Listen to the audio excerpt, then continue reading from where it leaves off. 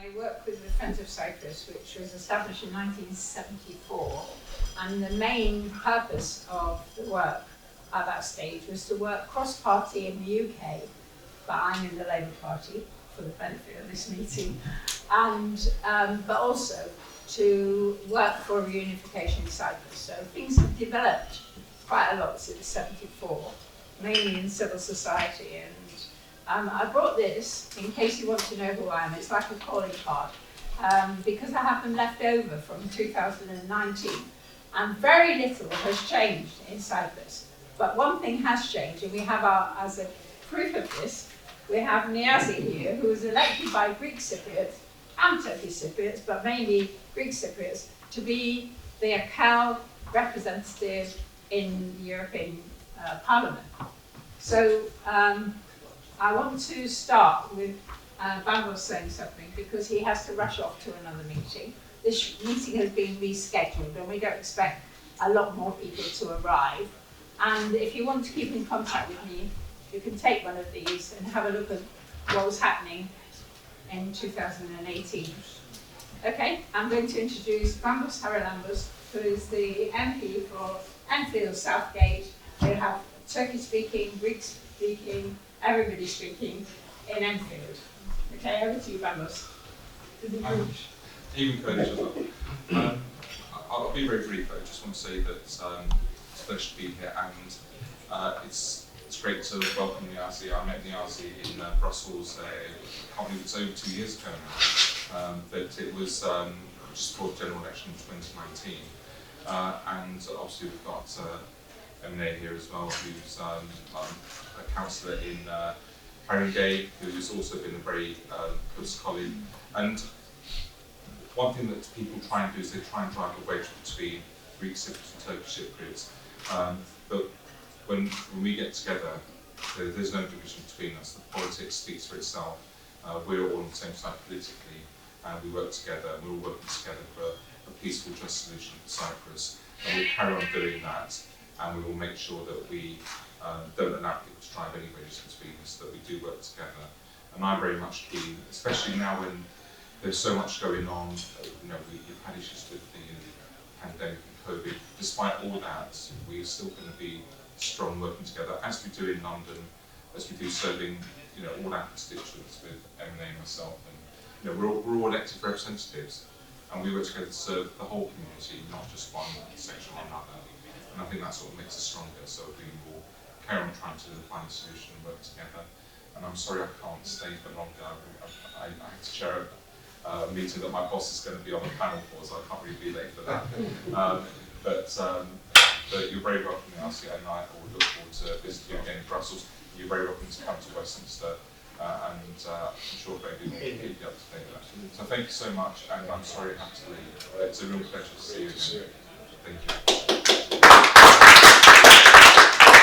At this point, I'm going to turn to the audience. If anybody knows what happened in New York today, I'm looking at you, Tyler. I think they may be on dessert at the moment. They may be on dessert. Right. I think it was 1:30 New York time. So if we get any news during the meeting, we'll announce it. So we might have some new person that's doing the UN representation in Cyprus, and we might have, I doubt, but we might have agreement among the leaders. Let's see. Now, which order would you like to go in? I'd like to start with Emine, because she knows the London and the UK scene. Is it possible just to ask a question? When Bambos was Oh, sorry, yeah. Bambos, are you willing to answer questions? I'll ask a question for Julia. Obviously, as a key member of the Labour Party, Labour administration in House of Commons, what is it that you can help and get your bosses to do to help push forward and deliver a workable solution in Cyprus? I think probably Fabian's better equipped to do that. But I think, Yes. just to say, one of the advantages of being an elected representative, being the only MP in Parliament from Cypriot heritage, is that people do ask me about Cyprus. So you are ambassador for Cyprus in Parliament.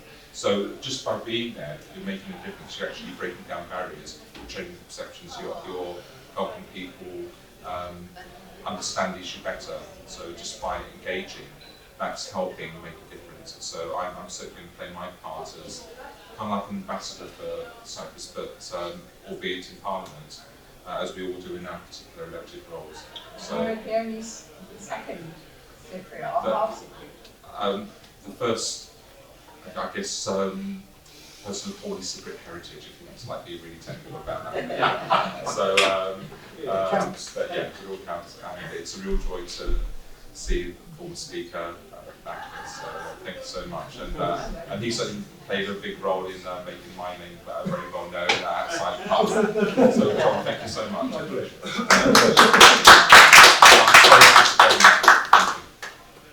Emily just corrected me and said that we have a member of the House of Lords here at annual donors. So, but I'm talking about elected members. So thank you, Bambus. Sorry to go. And I'm now turning to Emily Griffin. And who should pronounce her name? Emina. Right. This is because English people can't pronounce. I'm not sure this microphone works, so I'm going to ignore it, and I don't think I need it. So, the very important point about the pronunciation of my name. In Turkish, we do not have silent letters, so people often call me Emin, but it's Emina. So my name's Emina Ibrahim. I'm a councillor in the London Borough of Haringey, but also I'm probably better known within the... Thank you. So I'm probably better known in the Labour Party, I suppose, let's to say this slightly tongue-in-cheek, for my kind of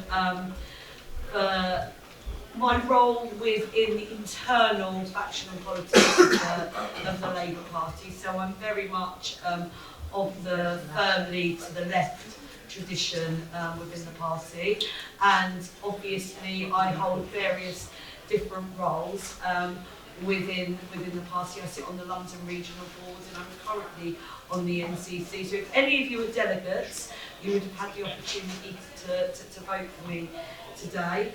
But there is another part of my kind of political history which is quite important to me, in that I'm a Turkish-speaking Cypriot. I'm of Cypriot origin. My parents are from Cyprus, and I think when I say Turkish-speaking Cypriot, it's very important that when I talk about our role as a party with the communities in the Cypriot diaspora, that we hold some kind of understanding and understand the variances of how people describe themselves and how people identify. So there are Cypriots who solely would like to describe themselves as Cypriot. That can be a very political decision. People who would like to describe themselves as Greek or Greek Cypriot, Turkish or Turkish Cypriot, or like myself, I say I'm a Turkish-speaking Cypriot. And I think that's really, really important, actually. And whilst I'm here and have the opportunity, I think political parties, and obviously we're here talking at Labour Party conference, need to play a far more positive role in terms of understanding the diaspora communities, particularly those who come from conflict zones. And Cyprus is a conflict zone and remains a conflict zone, and we have to understand that.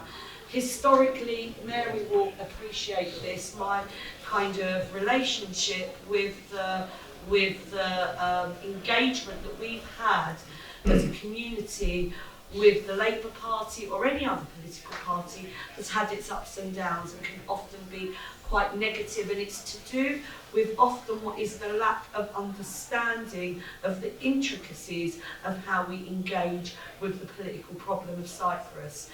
And for example, many a time, you know, you'll attend an event as Greek-speaking Cypriot or a Turkish-speaking Cypriot, and somebody will say something like, and this very often happens in politics, which side of Cyprus are you from?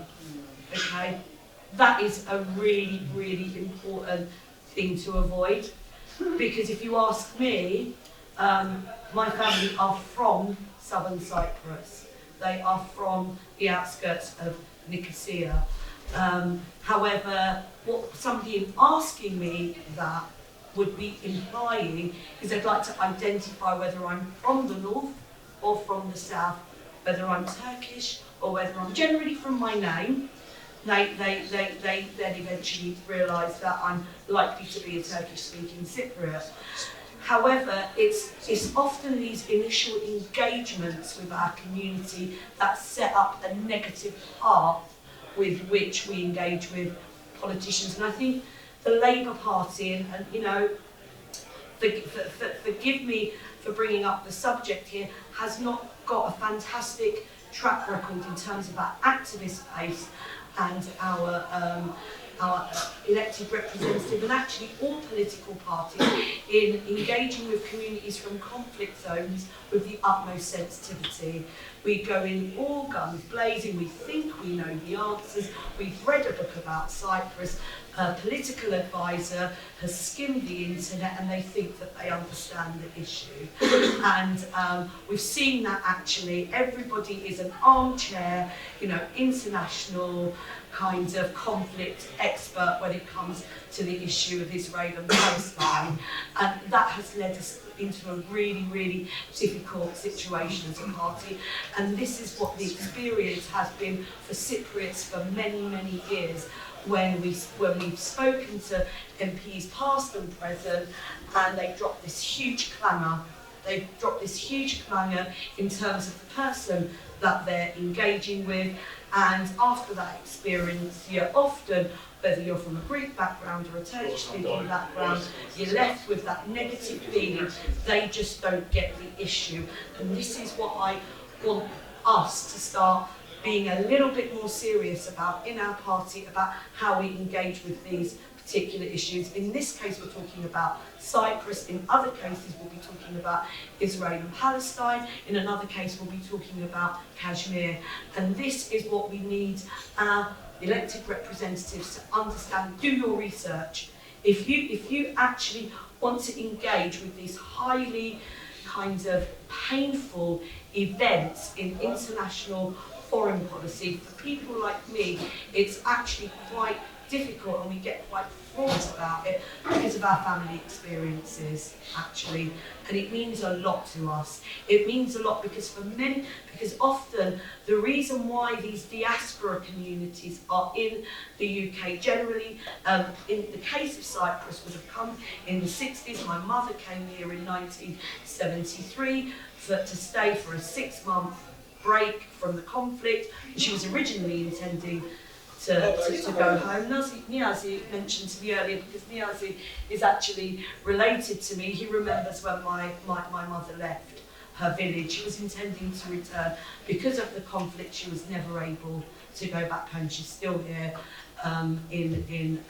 gosh, how many years later. So for us, for communities, any community from conflict zones, we would like politicians to take the time to understand, to listen to us and understand the complexities of these issues before very kind of basic analyses are made. And we were talking earlier about how as a Cypriot community do we effectively engage with the Labour Party, and we have to, as a community, sit down and talk about that and how we. I'm not going to say that the answer is your parliamentary friends of Cyprus. I think you're part of the conversation, but I think also we have to understand that for many, many years the Cypriot diaspora in the UK wants an effective way in which to engage with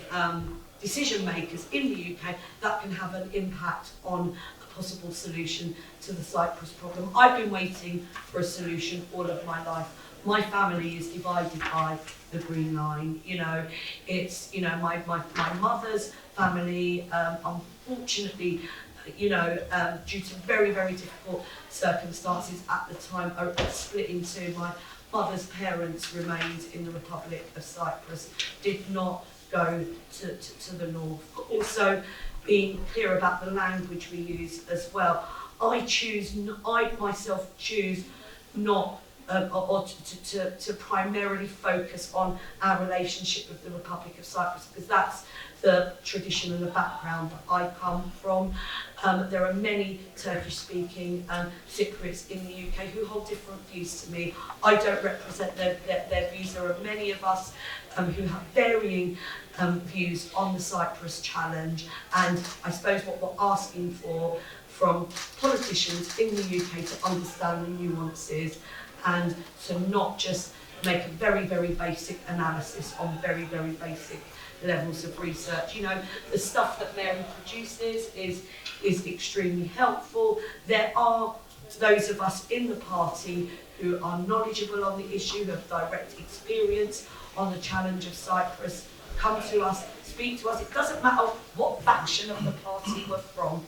Do you know what I mean? When it comes to Cyprus, many of us are pretty unified actually on what we see as the need for a solution, and this historic, intractable problem, issue, challenge has to be solved if there is a future for members of my own community. The Turkish Cypriot community cannot remain in isolation.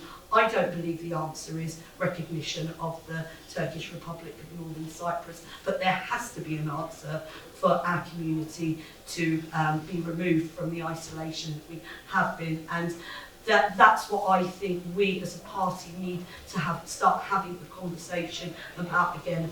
We are not even in the second division of international issues now, we're probably in the third or fourth division, and it feels like there isn't a need, or there isn't a will for the government or political parties to take seriously that Cyprus needs to be solved. I mean, we're not going to park what you've just said, and I think there might be some people who are in the audience who might want to make sure that this continues. Yes. What we have now is directly elected representatives from the community, some second generation and some third generation. And the British politicians can't take Cypriots as one community together, but they ought to recognise that they have a lot in common. We are a tiny community, but in terms of elected representatives from both sides, we have actually, you know, we're punching above our weight. We've got 2 leaders of councils who are of Cypriot origin. We've got an elected representative and lots of councillors. Absolutely. MP. And so at this stage, I'm going to turn to Fabian Hamilton, who is also an MP. Fabian, I think Jeremy Corbyn, if that isn't a bad word for the conference, decided that he needed to look at defence and foreign affairs together. And so he appointed him to a peace and disarmament role, which Keir Starmer very sensibly kept on and added to, because Catherine West didn't want to deal with all the things about Europe and our neighbours in Europe. So he became a minister for Cyprus and a minister for Turkey. So Fabian, over to you. Tell us what you're doing. Well, thank you very much indeed, Mary. Your Excellency, High Commissioner, lovely to see you here tonight, and thank you all for coming. I wish I was the Minister. I'm only the Shadow Minister, or as the French call it, Ministre Fantôme, a phantom minister. It's probably a better description, I guess. But thank you all for inviting me this evening, and thank you to SME for Labour, to CEFTUS and to Aval for arranging such an important discussion. My interest in Cyprus goes back many years, actually, to when I was just 19 years old and retaking an A-level here in London. And in my class, my British Constitution and Government class, were about 10 Cypriots. This was 1973 to 1974. And we became very good friends. And at the end of our A-level year, everybody went home, and my Cypriot friends went back to Cyprus. Most of them lived in Nicosia, and then the Samson coup took place, then the invasion, and my friend Nick Loisy was killed by a Turkish tank during the violence. It was a terrifying moment. In those days we had no mobile phones, of course. I got letters from one of the female students, almost 2 or 3 times a week, telling me what was going on, the latest situation. And you know, when you're 19, these things really stay with you for a long, long time. And so when poor old Nick's father, who was one of the senior justices in Nicosia, heard the news, he had a heart attack and died. So it was a double tragedy, magnified by all the terrifying violence that ensued. So I've followed Cyprus for many years, but it was 2002 before I first was able to visit. And as for everybody in this room who isn't Cypriot, and I'm not Cypriot, I don't speak Turkish or Greek, I speak French, but they don't speak French in Cyprus. I fell in love with the island, with the people of the island. I already knew the cuisine, of course, we all did, but I fell in love with the place. And I've been going on holiday with the Foreign Affairs Select Committee, on my own, and with dear Mary to guide me on several visits. And indeed, when Jeremy Corbyn appointed me as the Shadow Minister for Peace and Disarmament, I took it on myself to advise the then Shadow Europe Minister, Khalid Mahmood, that we should do something serious about Cyprus, but at least we should go, as Labour frontbenchers, each year, at a certain time of the year when it wasn't too hot, and meet people on both sides. Go into the north, meet some of the leaders there, listen to what they had to say, meet people from trade unions, from civil society, meet people who wanted the bizonal, bicommunal federal republic, the reunification of Cyprus. Meet people who are opposed to that, meet people everywhere, business leaders, and who better than Mary to guide us on that, because she has been doing this for decades and knows, I think, probably everybody in Cyprus. But if not everybody, almost everybody. All the ones who want to All the ones reunite. Exactly. So those who want peace, they want to make peace, they want Cyprus to be whole again. They want us in the UK, with our very special interest, to play a very important and strong part. And I take your point, Amina, about people who aren't Cypriot trying to dictate, people who are British like me. So of course I've got Ottoman background and Sephardic Jewish background. Who am I to dictate to Cypriots? But I have this role on the front bench, and I believe that's very, very important. And I think the British Labour Party needs to take a strong stand and not tell Cypriots what they have to do, but help to enable them to do it. We are, after all, one of the so-called guarantors. This is archaic, it seems to me, an archaic concept to be a guarantor power. We've made it clear that we want to give that up as quickly as possible, but we won't give it up until Turkey and Greece do. But Cyprus is a nation state. It's a member of the European Union. It should be not only reunited under a bizonal, bicommunal federal republic, but it should also be left alone to find its own way in the world and within the European Union. And I'm sure that Niazi will probably want to challenge me on this, but I hope he believes that I'm right in what I'm saying about Cypriot people making those decisions. Now, as you said earlier, this is one of the world's longest frozen conflicts. The longer it goes on, the more volatile it could become. Now, for years we haven't had any violence or serious violence, but it's simmering there, and it could become serious. I think it's in the interests of both, may I say, Greek-speaking Cypriots and Turkish-speaking Cypriot communities that a just and lasting peace, political settlement, is reached in the very near future. But I think any settlement has to be based on international law, and it's vital that every actor in the Cyprus dispute, including the United Kingdom, with its important role, acts in full accordance with the framework set out within the existing United Nations resolutions. I also believe, and the party believes, that unifying Cyprus goes much further, as you've indicated, Amina, than just politics. It is about the reunification of communities, families, friends, after the horrors of the past and the history, the recent history of the island. And I think that's why it's vital that as a current guarantor power for Cyprus, the UN, the UK, plays its part. So in that vein, let me set out, if I may, what a Labour government would do to contribute to a peaceful and just settlement for the island.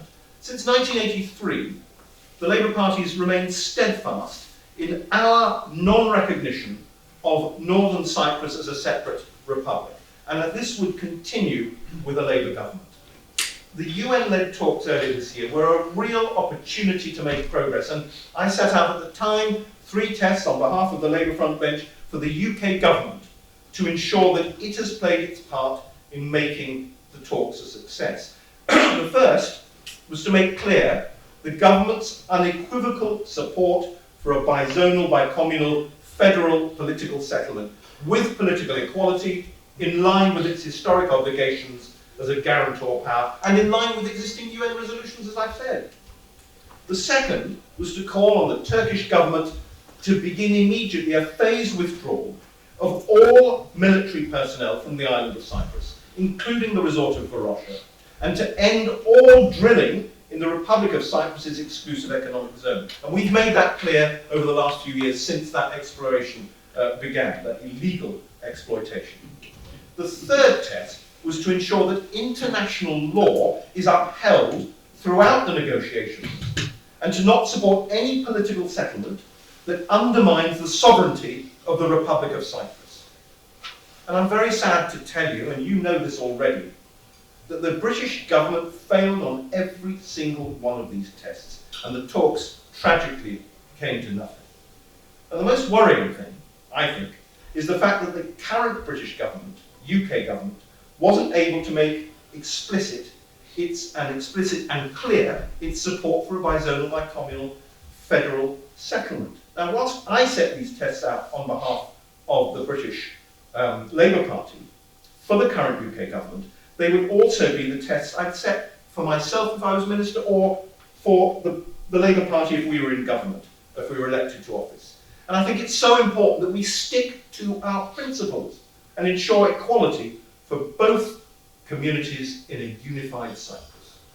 And I think it's important also that we're very firm with President Erdogan, because the drilling in Cyprus's exclusive economic zone and the clear provocations in Varosha are in blatant violation of international law, and I don't think they should be allowed to continue.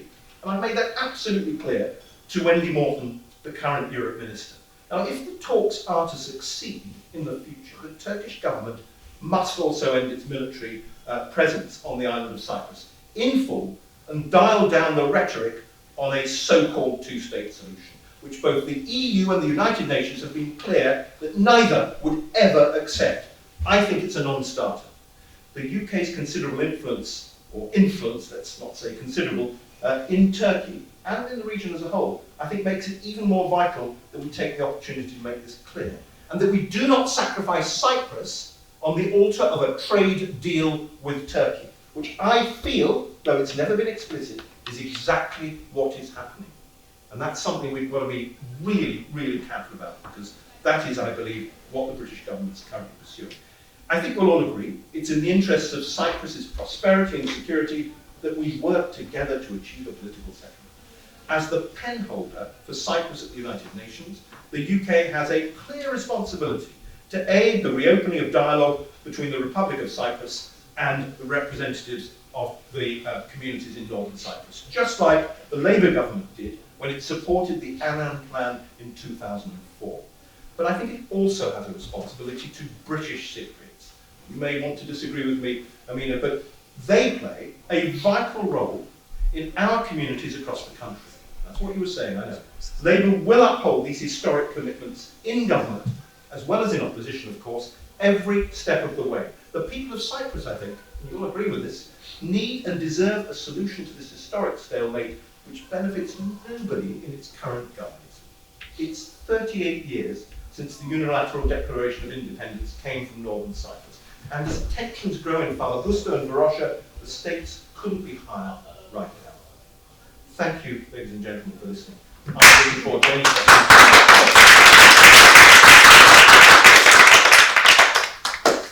Thank you, Fabian.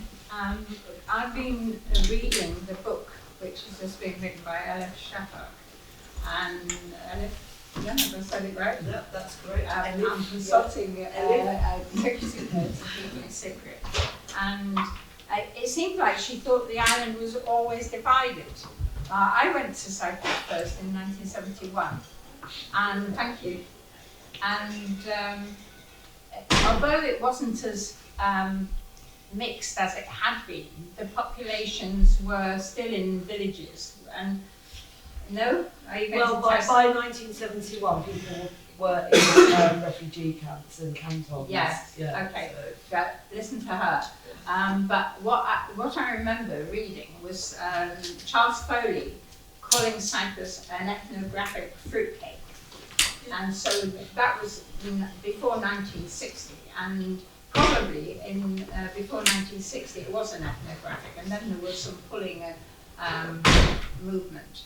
And, well, anyway, here we have an academic who became an MEP, elected by Turkish-speaking and Greek-speaking Cypriot votes in 219. I'm missing decades here. And the other thing which happened, and which Niazi might like to pick up on, is that last year, we're coming up to a year since, a friend of mine, and probably a friend of all the people on this platform, Mustafa Akinci, lost an election with interference by Turkey. And this has made it very difficult. This actual meeting was called the Gordian Knot. And the Gordian Knot was untied, they say, by Alexander the Great. Now, some people think he took a sword and just went like this, but some other people said he moved the knot away and then unraveled it. So you can think of Cyprus as a Gordian knot, but you don't have to divide the island to prove the point, I don't think. But that's from outside.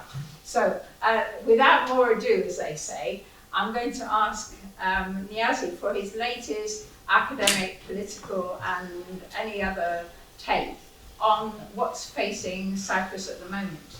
But I don't suggest at all that it's a two-state solution or a federation. I think federation is a synthesis. It's already the compromise for some people, and it seemed like it will work. What do you think?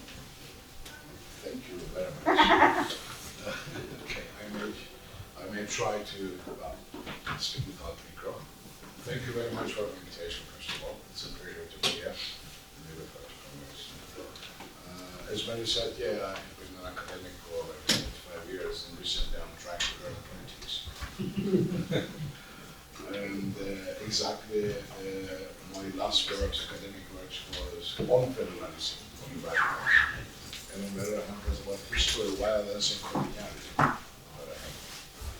At this point, I may add maybe that the British government or UK has not only just a legal obligation as a guarantor of power, but has also a moral obligation vis-à-vis Cyprus. If only I recall Leonard's Boyd theory of two self-determination and partition, that was 1967. So the partition, party was continental. So that, of course, makes Labour Party, that puts another duty upon Labour Party, also to deal with the colonial past. We have to, like other nations in Europe. Anyway, so there is nothing special about Cyprus. If we go into 19th century, 20th century nation building, state building, and if you are in geography more than one community, and then we are trying to get in a process of nation building, then of course you have a clash. And these clashes all over places, in the Balkans, somewhere else, in the heart of Europe in the 19th century. Warfare and nation building goes hand in hand. So there is nothing special in Cyprus. We had two ethnic groups with two different understanding of the future, two different national aims oriented towards Greece and Turkey, directed and guided by Greek and Turkish nationalism separately. Cyprus was a place of nationalisms, but not of one nationalism, two conflicting nationalisms. So two communities did not visualize a common future. On the one hand, we had the desire for unification with Greece, and then with the help of Brits, the idea of partition came in. So you had these conflicts. But all these conflicts are not something unusual, because ethnic groups, of course, in these geographies, in nation building processes, they try to achieve something. Okay, national aid. What is interesting in Cyprus is that both endeavors of Greek and Turkish nationalisms have failed. The idea of unification with Greece, the de jure partition, two-state solutions, all these have failed. And what is remained is this relation between ethnic communities, which is based on interdependence. One cannot dominate the other one. So one cannot create a nation state, a unitary state, and tell to the other one, you are a minority. So the other one cannot separate legitimately and create a second separate state. They get intermingled in interdependence. They tried, it's not that they didn't try. They tried to be a unitary state with a Greek majority and Turkish minority. They tried to separate and create a Turkish state in the north. What is left is exactly these two ethnic groups, which they cannot aim for domination or for separation. We have to exclude both. Not because I'm an academic and I want to exclude both domination and separation, but history told them that they failed in searching for domination or in search for separation. This is where the whole idea of federalism comes in. How do you unite ethnic groups in the same geography in a process of nation building who you exclude domination and separation? Yes. Here he speaks of voice of federalism. Here he speaks Hamilton, Alexander. Here speaks federalism. And this, we have to understand that federal Cyprus is not an imposition upon us from outside, from a power from outside. Is what our recent history gave birth to a common perspective for both communities. Anyone who goes away from federal understanding of things and tries to have a second separate Turkish Cypriot state like Mr. Tatar does is doomed to failure on the one hand, but not only that. That kind of aim is a kind of continuation of the conflict. It's not conflict solution. It's a kind of warfare policy at the end of the day. You extend the conflict, you keep the communities in tension, there is no reconciliation, and actually also there is no future, because no one ever will recognize a separate Turkish Cypriot state in the northern part of Cyprus upon Greek territories, where these people have been thrown out by force by Turkish invasion, and clean the geography and say this is now ours and we're going to make a state upon that. That will never happen because, first of all, because of that. Because there is no territorial basis for a Turkish state in Cyprus. So, is there any chance for Greek Cypriots to dominate Turkish Cypriots in a unitary state? Like Greek Cypriots are the sovereign one, they decide about everything, and Turkish Cypriots are just a minority? No. There is no chance at all for these two. It's been tried, it's failed in the past, in the 60s. So we have to understand as Cypriots that it is our challenge to create a federal Cyprus. A federal Cyprus which is a multicultural democracy with respect to difference, but also working for unity. This is exactly what federalism is about. You're going to have your autonomy, your identity, but at the same time you're going to have your political common identity as citizens of federal Cyprus. I'm glad to say that more and more Greek and Turkish Cypriots were actually understanding federalism, that it's a historical challenge and only way out of Cyprus conflict. There are more and more civil society activists, groups by communal activities. Mary follows them very closely, most of it. I was elected by these groups of people, by AKEL, by Turkish Cypriot left in here, civil society activists. So this is our challenge. But a small country like Cyprus, with such a history of colonial past and everything, you need definitely also support from international community and democrats all over the world. You need the support of the EU, for example, to do more for the unification of Cyprus. As a member state of the European Union, it's a shame, it's a prestige issue to have a divided country, member of European Union. And we cannot just keep it going like nothing happens. It's a call upon you.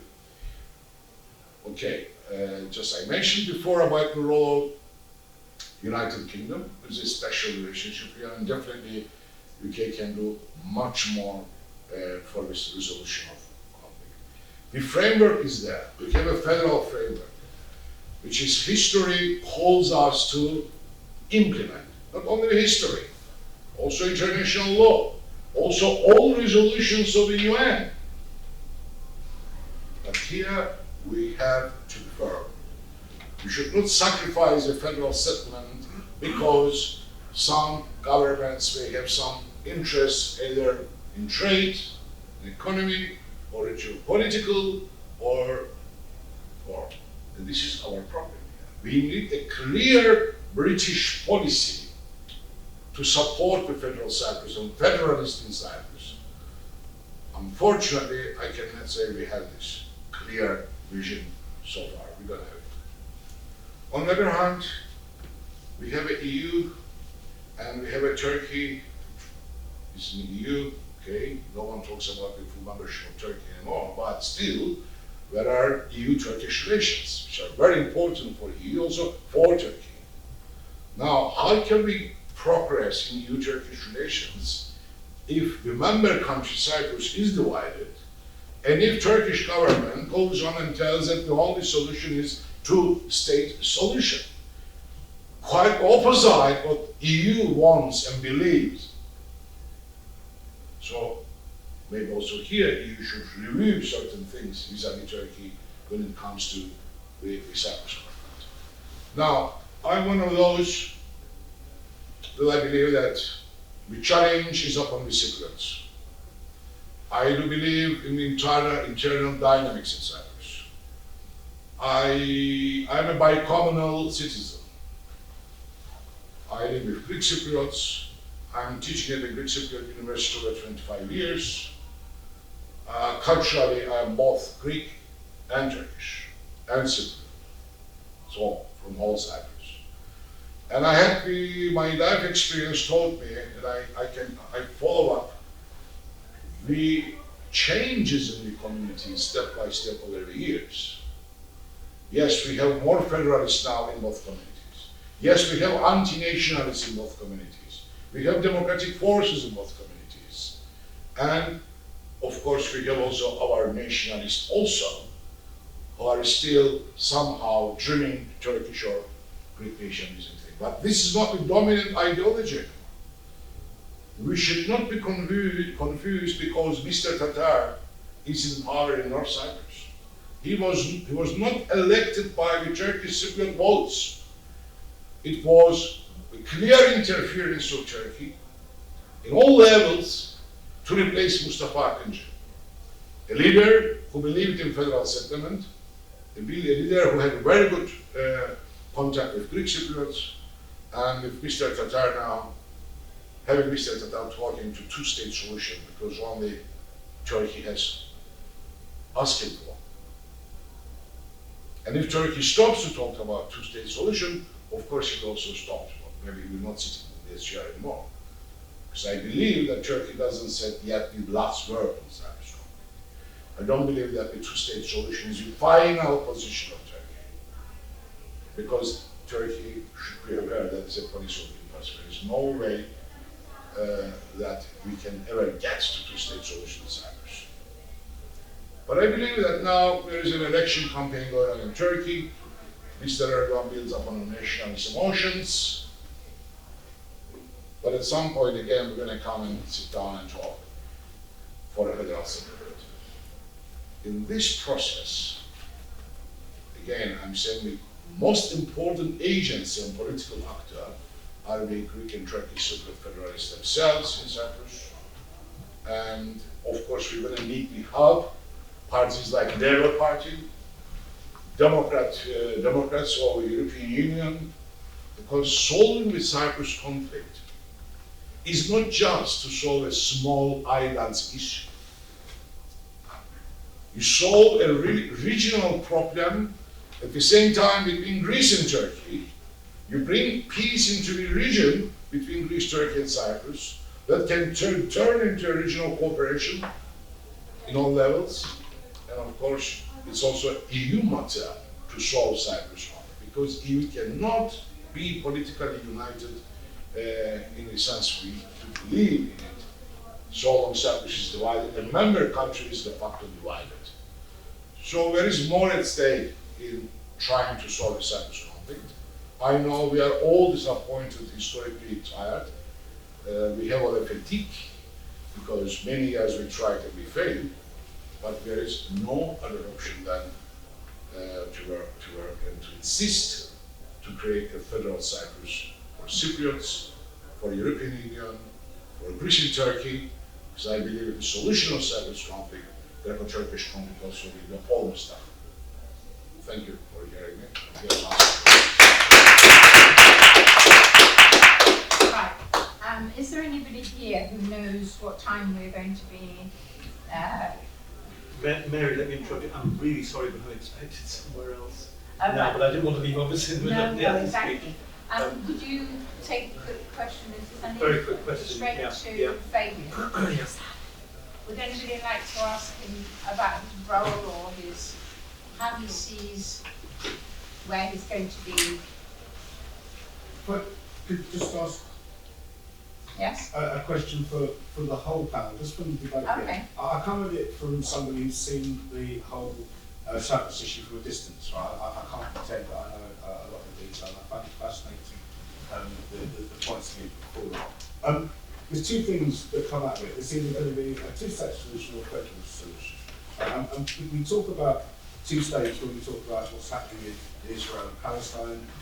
And there is an issue about the rights of people to their own self-determination. So, you know, if there is a desire for two states, is there not a responsibility to look at whether or not that is a feasible option? But the second part, because I'm ethnic Nigeria, where we have the desire for federation, but we don't have any political parties that scrabble the ethnic divide. If you're going to get to a federal solution for one state, the whole country, you need to have political parties that scrabble the ethnic divide. Does that exist in Cyprus at the moment? It does, with one political party, which is UKIP. Yeah, that's one. But it needs to build.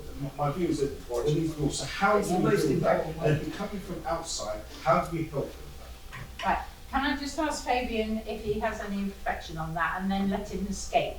Yes, I'm really sorry I have to go. I mean, you know, it's a good point you put, but your central point was, should we not look at the two-state solution? I say absolutely not. I think Yassi made a very good academic case. I think the political case is extremely strong. But most importantly, from my reading, from the people I've met, the Turkish Cypriots I know, amongst Turkish Cypriots, there's absolutely no demand or desire for a two-state solution. They want a reunited Cyprus as one federal republic, by zonal, by communal, so that there is that political equality. Now, you know, you may want to contradict me on this, but that's what I see, that's what I hear, and the people who are demanding this are the people in Ankara, the government of the AK party, because they want to make northern Cyprus into a sort of province of Turkey that no one else will recognise. And I find it insulting to Cyprus and especially the Turkish Cypriots. I would agree. I think that there probably are people who would want a two-state solution. They're not. I think that the significant thing here, though, is what Niazi said, is that the idea The two-state solution is a proven failure. It is not a solution. It is an outcome. What it is not is a solution to the Cyprus problem. And I think that's the way I would put it. So there most certainly are people who would, from a nationalist perspective, who would support a two-state solution. But from my perspective, and from those who are progressive on the Cyprus issue, that would be not a solution, it would be a failure. And I think that's the issue here. Do you want to state? I'm sure that Niazi will be able to Yes, speak I'm to absolutely you sure. again. I'm so sorry, friends and comrades. I really do need to go because I'm expected Well, somewhere thank else. you very much. Forgive me.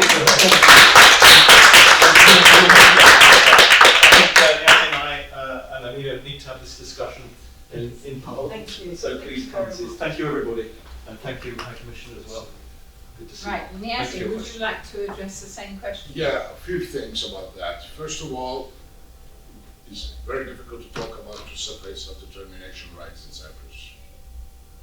If we call for this, then we have to define who has the right, ethnic communities, people, is there separate people, first thing, which is not.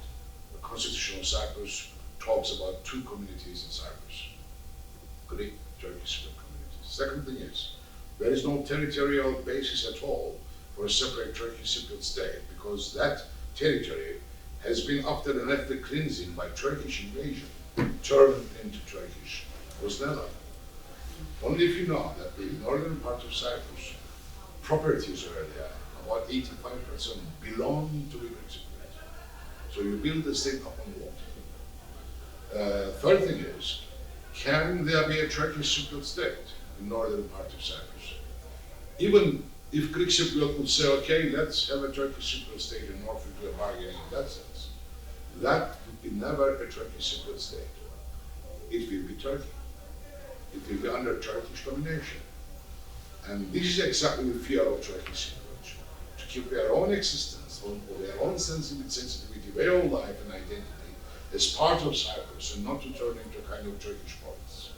So all this, including all the resolutions, etc., lead us to a way of federal Cyprus, where both communities can be together, but also autonomous in their own endeavors.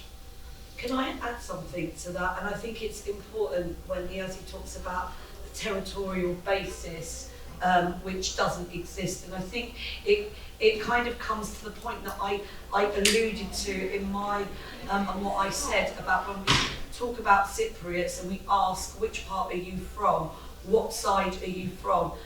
Prior to the ethnic cleansing of the island, actually the reality is a large proportion of the Turkish Cypriot or the Turkish-speaking Cypriots were from the Larnaca and Limassol region of Cyprus and Paphos. So it's almost like a direct population exchange, but it was far more mixed than that. So you had mixed villages, but in terms of the large proportion, because we mustn't forget that Turkish Cypriots, as well as Greek Cypriots, Turkish Cypriots left their homes. And it wasn't this idea that the Turkish Cypriots were in the north and they remained there, and the Greek Cypriots that were there were then forced to go to the south. It was an exchange, and I think that's the and from different parts of the island. So there is, as Niazi quite rightly points out, there is no territorial basis for that as a possible solution, because it would just simply be undermined by the history of the island and where people on the island see their roots as. I'm a Turkish-speaking Cypriot. My roots are not in Kyrenia, in Morphu or Famagusta. My family are from the Nicosia region of Cyprus and in the south part of that. So that's where people feel that connection to this idea that the north of Cyprus is a Turkish state or would become a recognised Turkish separate state to the south is just, like Niazi said, has got no basis whatsoever. Okay, I'm looking for questions. Can you introduce yourself and say what your interest is in Cyprus, in a nutshell, and then ask the question? Yeah, Makbule Yunus, I'm a councillor in Haringey. I'm Kurdish from Turkey, so I suppose my interest is that Cyprus is part of Turkish foreign policy, and I mean, I have a personal interest because Emine is a close friend, and we do have a big Cypriot community in Hackney. So I just wanted to first of all say, Niazi, I think this is the first time I've been introduced to like this level of a debate, and I think it's really, really helpful and informative. The way you put everything in context, and it kind of like obviously having grown up in Turkey and having still being able to follow the media and politics in Turkey, I kind of realized that like most, for example, many people wouldn't know that actually I thought the most desired model or outcome for Cyprus is a two-state model. But you're saying that that's effectively a failed solution, that would never be a solution. So I think the federal solution is